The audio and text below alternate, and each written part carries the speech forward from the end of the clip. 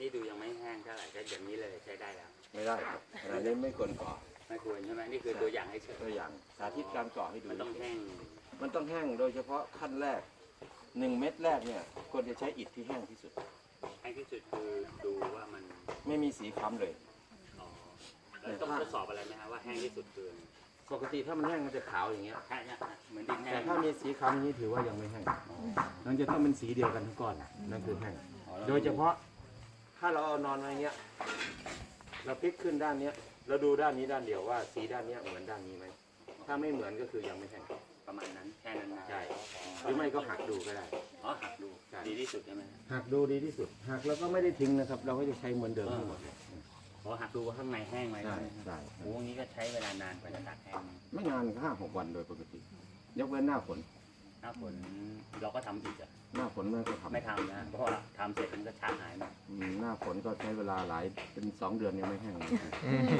แต่ถ้าหน้าแล้งก็5 วัน6 วันก็แห้งแล้วก็ใช้ได้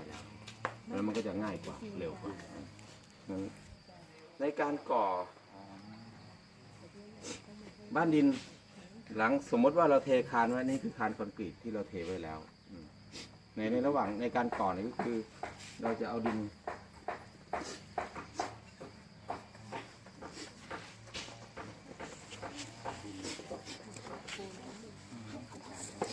เราจะใส่ดินประมาณ1/3ของสันกำแพงที่เราจะก่อแล้วก็คนหนึ่งเอามือลูบอย่างเงี้ยทำให้เป็นรูป3 เหลี่ยมเพราะว่าเวลาเราวางอิฐลงเนี่ยมันจะได้เติมจากข้างในออกมาข้างนอกแต่ถ้าเราทำให้มันเรียบๆเนี่ยมันจะเกิดโพรงข้างใน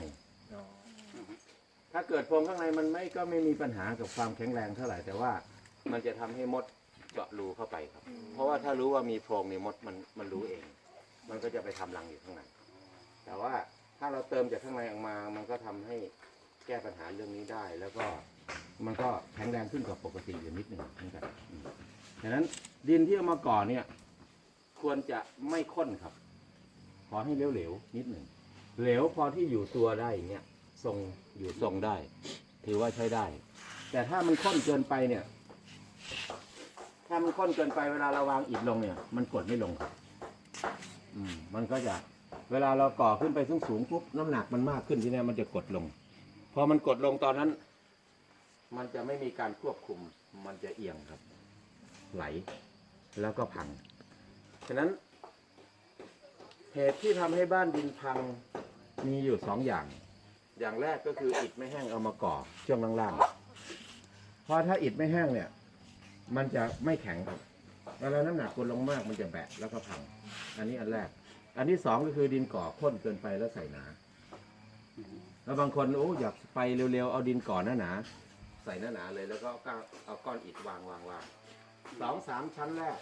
มันยังไม่หนักพอมันก็ยังโอเคอยู่แต่พอขึ้นไป4 ชั้น5 ชั้นน้ำหนักมันมากขึ้นมันเริ่มไหลครับไหลออกจากกำแพงอันนี้คือปัญหาที่เจอมาฉะนั้นดินก่อไม่ควรจะหนาแล้วก็ดินก่อไม่ควรจะเหนียวด้วยระวังอันนี้ให้ดีในการก่อเราก็จะทับ2 ก้อนเสมอหัวชนครับแบบนี้วางไปเรื่อยๆครับมันจะเร็วมากโดยไม่ต้องถึงเชือกครับ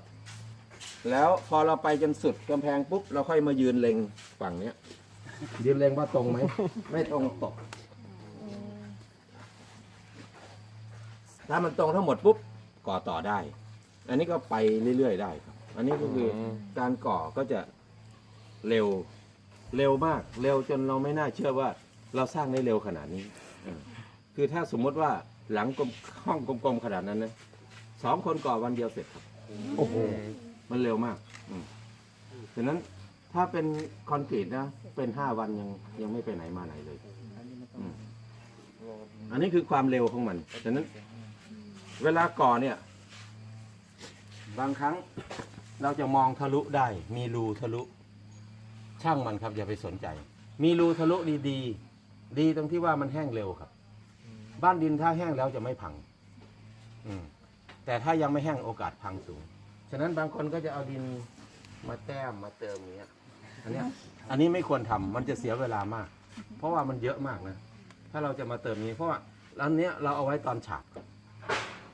มันจะฉาบง่ายมากทีนี้ในการก่อเนี่ย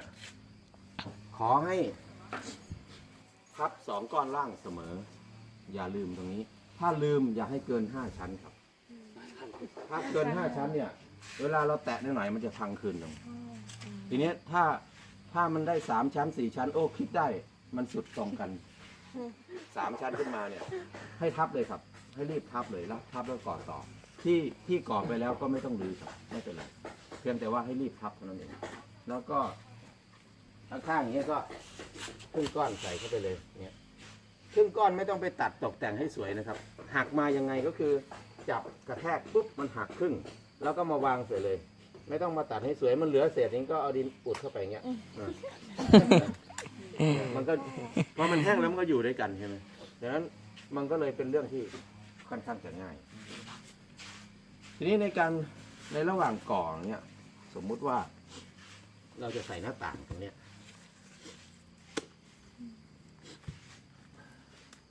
เราอยากใส่หน้าต่างควรจะผสมฟางก่อนครับเอาฟางผสมดินก่อน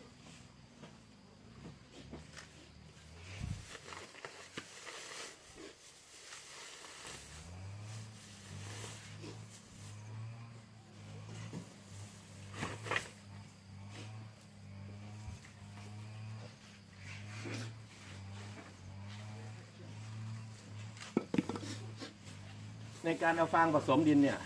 หลายคนก็มักจะกำอย่างเงี้ยแล้วก็ผสมไปเลยมันจะผสมยากขึ้นครับเวลาผสมฟางเนี่ยอย่าใช้ฟางเยอะครับใช้น้อยๆแล้วก็คลี่ออกให้บางที่สุดแล้วก็วางลงเนี่ยแล้วก็กดลงเลยเนี่ยมันก็จะได้เนื้อฟางที่พอดีถ้าหากว่า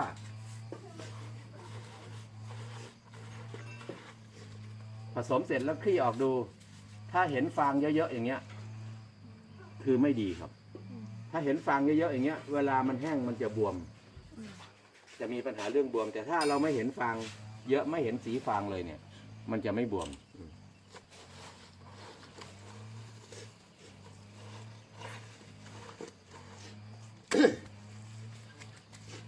ก่อนที่จะใส่วงกบหน้าต่างให้ทำอย่างนี้ก่อนเอาดินใส่ฟางนี้ก่อนแล้วก็สมมุติว่าอันนี้เป็นวงกบหน้าต่างเป็นรูปสี่เหลี่ยมเราวางไว้อย่างเงี้ยวางปุ๊บทีนี้เราก็จับระดับน้ำเอาที่จับระดับน้ำมาวางที่เนี่ยด้านไหนสูงตอกลงครับตอกลงถ้าด้านนี้สูงก็ตอกด้านนี้ลงหาระดับให้ได้พอได้ระดับปุ๊บแล้วค่อยตีไม้ค้ำไว้ครับตีไม้ค้ำไว้ทั้ง2 ด้านทีนี้มันจะก่อชนไปได้เลยอันนี้ก็ง่ายๆปกติแล้ววงกบหน้าต่างเนี่ยเราไม่ตอกตะปูใส่ข้างๆครับถ้าบ้านทั่วๆไปเขาจะตอกตะปูเต็มเลยใช่ไหมบ้านคอนกรีตแต่บ้านดินเราไม่ตอกตะปูครับเพราะว่าดินเนี่ยมันดูดแน่นมากแม้ว่าเราใส่วงกบขึ้นมาประมาณวงกบสูงเนี้ยเราก่อขึ้นมาครึ่งหนึ่งเนี่ยไม่กระดิกนะครับแน่นเอียดเลยเราสามารถเอาไม้ที่ค้ำออกได้เลยอันเนี้ยมันจะแน่นแล้วก็การตอกตะปูเนี่ยเวลาเราเปลี่ยนวงกบเนี่ยมันยากขึ้นครับต้องขุดลึกขึ้นฉะนั้นถ้าเราไม่ตอกตะปูเนี่ยมันซ้อออกง่ายกว่าก็ช่วยให้มันง่ายขึ้นและเร็วขึ้นอันนี้คือการตั้งวงกบประตูหน้าต่าง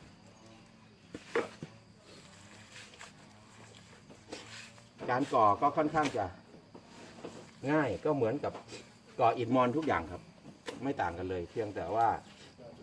เราใช้ดินแทนซีเมนต์เท่านั้นเองทีนี้ในกรณีที่เราก่อเป็นกำแพงยาวเกิน5 เมตรขึ้นไปเนี่ยปกติเราจะทำติ่งให้มันทำเสาให้มัน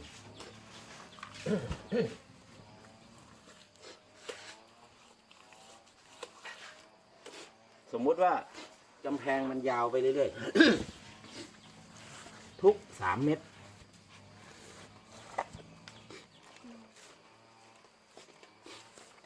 เราจะทำติ่งอย่างนี้ให้มันครับติ่งนี้จะกลายเป็นเสาของกำแพงไป เวลาก่อต่อไปปุ๊บก็จะเป็นอย่างเงี้ย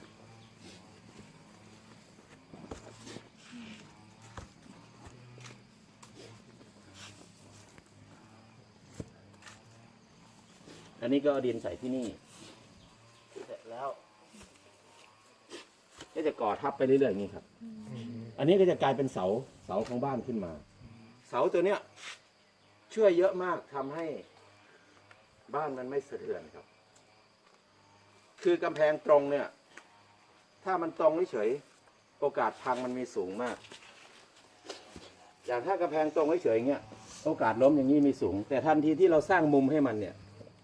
แม้จะเป็นมุมเล็กๆก็ตามมันจะแน่นครับอันเนี้ยมุมตัวเนี้ยก็เลยสร้างถ้าหากว่า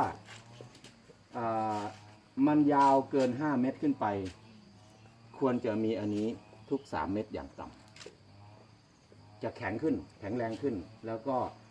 ถ้าเราไม่ต้องการมัน เราก็สามารถขุดออกได้ หลังจากทำหลังคาเสร็จ หลังจากขึ้นโครงหลังคาเสร็จมันจะแน่นครับ ถ้าเราไม่ต้องการก็ฟันออกได้ แต่ถ้าเราต้องการมันเนี่ย เราจะเอาไว้ข้างในก็ได้หรือไว้ข้างนอกก็ได้แล้วแต่ ถ้าเอาไว้ข้างในเราก็ทำให้ยาวๆไปนิด1-2 อัน ก็ทำเป็นตู้ เป็นอะไรไป เป็นที่เฟอร์นิเจอร์เป็นที่ใส่เฟอร์นิเจอร์อะไรได้ แล้วแต่เราชอบ หรือถ้าบางคนก็ถากให้เป็นรูปร่างดีๆ ก็เป็นต้นไม้มีงูเลื้อยมีแอปเปิ้ลมีอะไรก็แล้วแต่ใครจะคิดไป อันนั้นก็แล้วแต่จะทำให้มันน่าสนใจ แต่ที่สำคัญคือ ถ้ากำแพงเกิน5 เมตรแนะนำให้มีมุมครับ ให้มีมุมอย่างเงี้ย มันจะทำให้บ้านนี้แข็งแรงมาก แล้วก็อีกอันหนึ่งก็คือบ้านวงกลม ถ้าวงกลมเนี่ยไม่ว่าเส้นผ่าศูนย์กลางเท่าไหร่ ไม่จำเป็นต้องมีมุมก็ได้ครับ เพราะว่าถ้าเป็นกลมๆมันจะยึดกัน มันจะไม่ล้ม แล้วก็ในการทำบ้านกลมเนี่ย ก็ไม่จำเป็นต้องทำอิฐเป็นกลมนะครับ ก็อิฐธรรมดาเรานี่แหละ เพียงแต่ว่าให้มันห่างกันออกนิดหนึ่ง สมมติว่าอย่างเงี้ย มันก็เริ่มโค้งแล้วใช่ไหม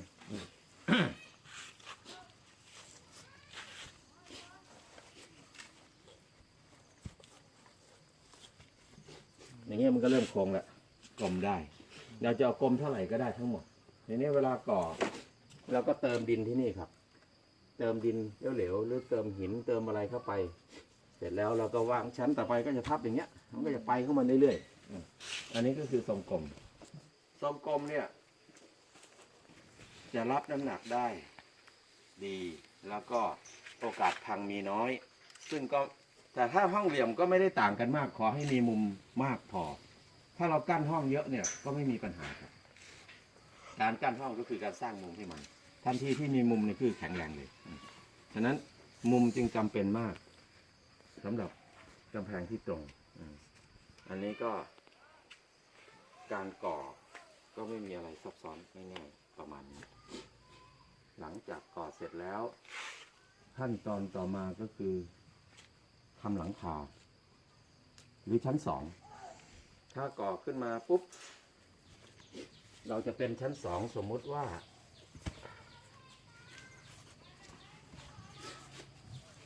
มันเป็นห้องสี่เหลี่ยมอยู่อย่างเงี้ย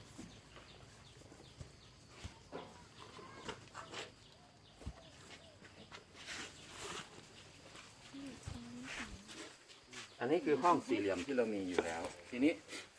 ถ้าหากว่าเราจะทำชั้น2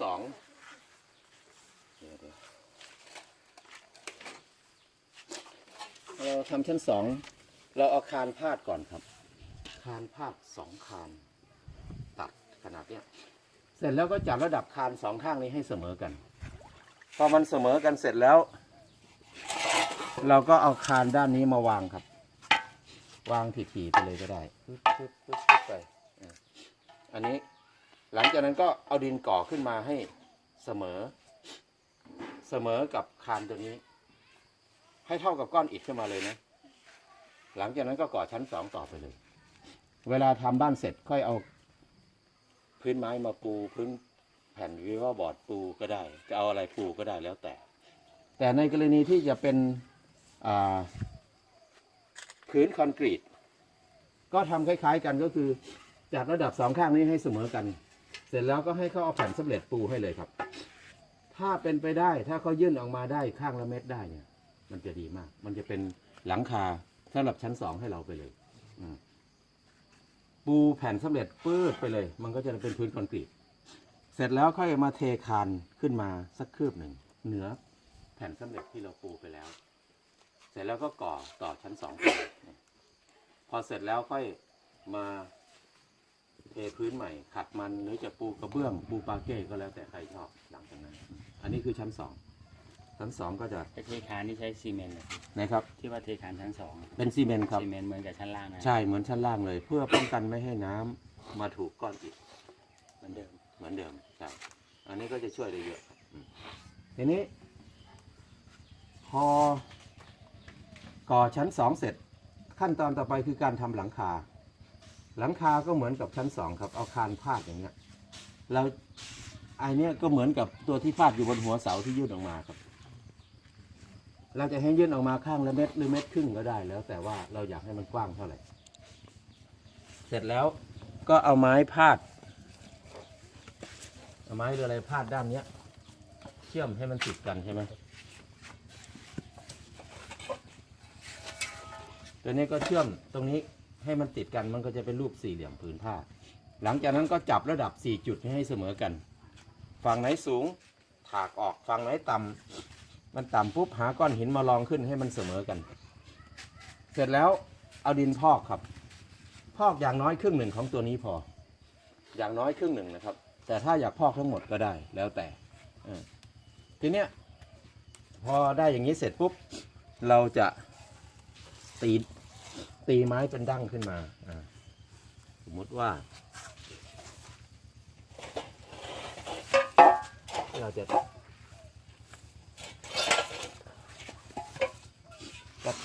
เอาไม้ตีติดกับตัวนี้มาเลยหรือเป็นเหล็กเชื่อมตีติดกันมาเลยก็ได้หลังจากนั้นฝั่งนี้ก็ตีติดกับตัวนี้ขึ้นมาอันนี้ก็กลายเป็นดั้งเป็นเสาเห็นไหมหลังจากนั้นก็ตัวอกไก่คือคานตัวหนึ่งพาดข้างบนเสร็จแล้วก็มีจันทานพาดลงด้านนี้ด้านนี้ด้านนี้อันนี้คือบ้านจั่วที่ทั่วไปก่อนที่จะมุงหลังคาเนี่ยก่อนที่จะมุงหลังคาถ้าเราอยากจะปิดให้สนิทอยากให้ปิดห้องให้สนิทเลยเนี่ยเอาดินเติมให้มาท่วมจันทานที่เราพาดลงฝั่งนี้ครับอย่างสมมุติว่าไม้นี้มันอยู่อย่างเงี้ยจันทานพาดอย่างเงี้ยปิดให้ท่วมนี้เลยก็ได้เอาดินผสมฟางอย่างที่เราทำปิดมันก็จะไม่มีช่องว่างตุ๊กแกก็จะไม่เข้ามาหนูก็จะไม่เข้ามาในการปิดตรงเนี้ยแนะนำให้ทำเป็นรูปสโลปขึ้นอย่างนี้ครับเพราะว่าถ้ามันรั่วน้ำจะไม่ขังเพราะกำแพงบ้านดินเนี่ยสิ่งที่ระวังคืออย่าให้น้ำถูกสันกำแพงอันนั้นคือสิ่งที่ควรระวังเพราะว่าถ้าน้ำถูกสันกำแพงเนี้ยมันจะซึมลงในก้อนอิฐแต่ถ้ามันถูกข้างกำแพงไม่มีปัญหาฉะนั้นตรงสันกำแพงเนี่ยควรจะทำให้ดินให้เป็นรูปสามเหลี่ยมลงนี้เวลาน้ำลงมาปุ๊บมันจะรีบไหลออกอันนี้คือการป้องกันผนังของเราในด้านในการทำหลังคาทีนี้พอทำโครงหลังคาเสร็จปุ๊บเราอยากมุงอะไรก็มุงได้ทุกอย่างอันนี้คือหลังคาทั่วๆไปแล้วก็มันสามารถรับน้ำหนักได้มากถ้าตรงนี้กว้างก็อาจจะเพิ่มคานพาดไปนิดหนึ่งก็ตีดั้งขึ้นมาอีกที่หนึ่งก็ได้แล้วก็สามารถทำไปเรื่อยๆอันนี้คือหลังคาจั่วครับแต่ในกรณีที่เราชอบที่สุดในปัจจุบันคือหลังคามีชีวิตคือหลังคาปล่อยให้หญ้าหรือปลูกผักทำสวนได้เราพบว่าหลังคาแบบนี้ราคามันไม่แพงครับไม่แพงมากแล้วก็มันใช้ประโยชน์ได้มากทีเดียวก็คือหลายๆคนมักจะบอกว่าอยากทำสวนมากแต่ไม่มีพื้นที่ฉะนั้นถ้าเราเปลี่ยนหลังคาของเราให้เป็นสวนเนี่ยแค่หลังคาแค่นี้ก็เลี้ยงครอบครัวได้2 ครอบครัวนะครับถ้าเปลี่ยนเป็นสวนได้ทั้งหมดฉะนั้นมันจึงคุ้มค่ามากในการใช้พื้นที่ให้เป็นประโยชน์ได้ขนาดนี้ทีเนี้ยหลังคามีชีวิตเนี่ยนอกจากทำสวนได้แล้วเนี่ยข้อดีของมันอย่างหนึ่งก็คือมันทนมากแล้วฝนตกพายุมา เราไม่ต้องกังวลว่าหลังคาจะพัดไป เราจะไม่รู้สึกไม่ได้ยินเสียงเลยอันเนี้ยเพราะว่ามันหนักครับ แล้วก็ปัญหาหนึ่งที่เจอบ่อยขึ้นที่นี่คือลูกเห็บลูกเห็บที่เชียงใหม่จะใหญ่ขึ้นทุกปีครับตอนนี้ซึ่งถ้ามันใหญ่มากขึ้นไปกว่านี้นิดหนึ่งเนี่ย หลังคากระเบื้องจะทะลุนะครับ ที่เชียงรายบางปีนี่สังกะสียังแทบทะลุเลยดังนั้น การทำหลังคานี้จึงช่วยได้เยอะมากหลังคาแบบมีชีวิต ซึ่งหลังคาแบบนี้มันทำง่ายครับ ตรงที่ว่าสมมติว่าเราก่อขึ้นมาเสร็จแล้ว เราอาจจะทำด้านนี้ให้สูงขึ้นนิดหนึ่ง